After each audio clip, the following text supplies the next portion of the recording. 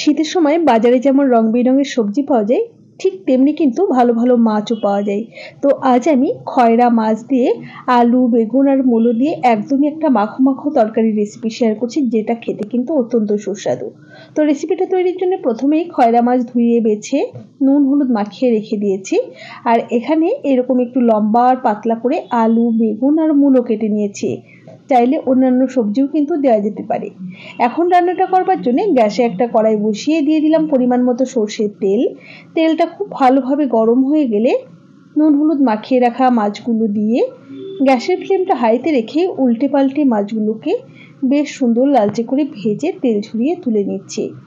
এক ব্যাচে সমস্ত মাছগুলো ভাজা যায়নি, তো 2 থেকে 3 ব্যাচে মাছগুলোকে ভেজে তুলে নিয়েছি। এখন কড়াইয়ের বাদবাকি তেলের মধ্যেই লম্বা করে কেটে রাখা বেগুনের টুকরোগুলো দিয়ে নাড়াচাড়া করে বেশ সুন্দর এরকম একটু লালচে করে ভেজে নিলাম।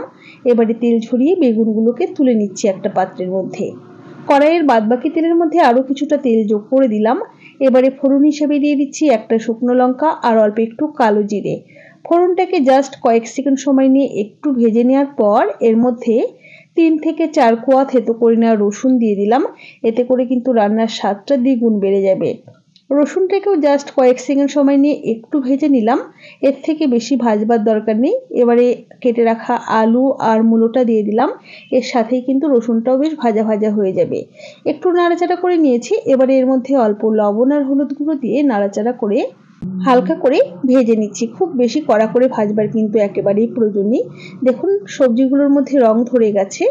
এখন এর মধ্যে দিয়ে দিচ্ছি পরিমাণ মতো কাঁচা লঙ্কা আর শুকনো লঙ্কা বাটা, মানে একই সাথে বেটে নিয়েছিলাম। এবারে ওই অল্প অল্প করে জিরে গুঁড়ো, ধনে গুঁড়ো আর স্বাদ মতো লবণ, পরিমাণ মতো হলুদ গুঁড়ো, একটা মাঝারি সাইজের টমেটো কুচি, অল্প পরিমাণ একটু জল দিয়ে একই সাথে সমস্ত কিছুকে নাড়াচাড়া করে বেশ সুন্দর করে কষিয়ে নেব। মোটামুটি ওই 4 থেকে 5 মিনিট সময় নিয়ে কষিয়ে নিয়েছি। টমেটোগুলো কিন্তু বেশ সুন্দর মজে গেছে। আর এখন আমি দিয়ে দেবো গ্রেভির জন্য পরিমাণ মতো গরম জল। আপনারা যতটা গ্রেভি রাখতে চাইছেন সেই বুঝেই জলের ব্যবহার করবেন। আমি একটু মাখো মাখোই করব, সেই বুঝেই কিন্তু জলের ব্যবহার করেছি। আলুটাও বেশ সুন্দর সেদ্ধ হয়ে গেছে। এবারে ঝোলটা ফুটতে শুরু করেছে। এখন ভেজে রাখা বেগুনের টুকরোগুলো দিয়ে দিলাম, সাথে ভেজে রাখা মাছগুলো একই সাথে অ্যাড করে দিলাম। বেশ ভালোভাবে একটু নাড়াচাড়া করে নিচ্ছি। আপনি যদি আমার চ্যানেলে নতুন বন্ধু হয়ে থাকেন তাহলে অবশ্যই পাশে থাকা বেল আইকন সমেত আমার চ্যানেলটিকে সাবস্ক্রাইব করে নেওয়ার অনুরোধ রইল। এরই মাঝে এর মধ্যে কয়েকটা গোটা কাঁচা লঙ্কা দিয়ে দিলাম। এতে রান্নাতে ঝাল হয়ে যাবে না, ফ্লেভারটা বেশ ভালো আসবে। ইচ্ছে না হলে নাও দিতে পারেন। এবারে ঢাকা দিয়ে মোটামুটি 5 থেকে 6 মিনিট রান্না করে নিয়েছি কম আছে। এখন ঢাকা ওপেন করে নিলাম।